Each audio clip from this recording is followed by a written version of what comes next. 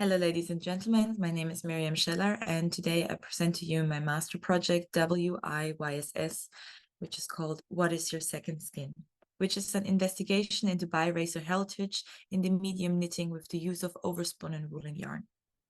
Evaluating my experience as a biracial person and being met with the dissonance between identity and perceived identity, I understood that the body functions as a symbol, and as symbols, the reading differs from viewer to viewer.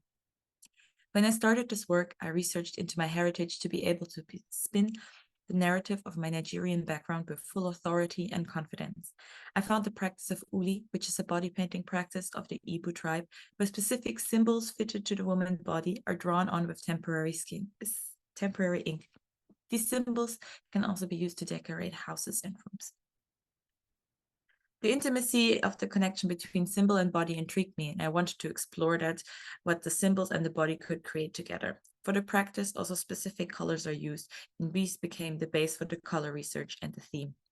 Thirdly, I used the concept of ritual pollution, the idea that behavior and social rule breaks create a polluting crowd around the body that needs to be cleansed with ritual dust. This intangible stigma has parallels to the aura our bodies display, and this gave me ideas for texture and material behavior, as well as influenced the color palette. The work process occurred circular to ensure that everything influences and is created out of each other. Similar to the reasons why people interpret us the way they do, prejudice grow on each other, making the clear paths of each interpretation convoluted and interconnected. I painted the original symbols on my body and took images in various positions. The use of my own body solidified the connection between me and my background and left a unique mark. It also enabled the use of the body as a medium with no judgment, as there was no right or wrong result. This process was repeated, and 4 symbols were created. During the painting process of these symbols on me, distinct associations arose, which were matched with the colors' cultural associations. This is a summary of the pattern development process, which was used to create the final 5 graphics. This is the overview of the final 5 graphics. Sustainability was a key question and became the core element of the yarn development. As there was a need for an elastic yarn, and most elastic yarns are fossil fuel based, research was done to find a natural fiber alternative.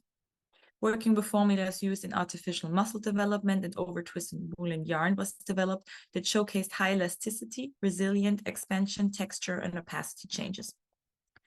Combined with linen, silk, mohair, a collection of 5 knitted tubes was created to visualize my research and findings on what my second skin is. Knitted on the industrial as well as domestic knitting machines, modern and old school techniques are both present in the final work. Here's an overview of the final 5 tubes, and I'm going through them individually. Uhi deconstructs the final pattern and explores density changes. The pattern deconstruction requires more focus and forces the eye onto the material. The texture change is almost violent, as being ripped out of the human form. Associations with this color and the symbol were essential questions. Thus, I knit the tube on the domestic knitting machine to be more connected to the creation process and embed my feelings in it. Nzu uses white and brown overspun and woolen yarn. The brown represents and blends in with the darker skin colors. The large-scale patterns enables an abundance of graphic detail, leading to an optical illusion. Who we are becomes more visible when we interact with people. When 2 people are in the tube and engage, the bodies become visible underneath, giving the glimpses of their outline. Uli, as it is the name for the color and synonymous with the practice, focuses on the essence. The pattern and shapes are entirely deconstructed because it is knitted with 1 black yarn, created unexpected openings and allowing negative space layering. Knitted in 1 piece on the industrial machine to enable size and details, allow the focus on the material properties, showcasing intangible associations are ever changing. In Odo, similar colors and shades were used for the final pattern, which makes it longer to find the final pattern. It is a fluid, soft tube, and through the use of mohair and cooling silk, adds a different experience when wearing. The best view of the pattern has actually the wearer, creating an even more personalized and intimate experience. It is the longest of all tubes, following fluidity and allowing and creating a lot of room to play. And the final tube, Uzu Uzu, is mainly inspired by the practice of burning objects, materials, or sacrificed animals that the ritual pollution is transferred onto. The strength of the linen creates raised bows when worn on the float size, hazying the silhouette outwards. The gray and pink hues bring a feeling of dust and ash that clings to the body, visually dirtying the shades of the through shining skin color. Thank you so much for your time and attention.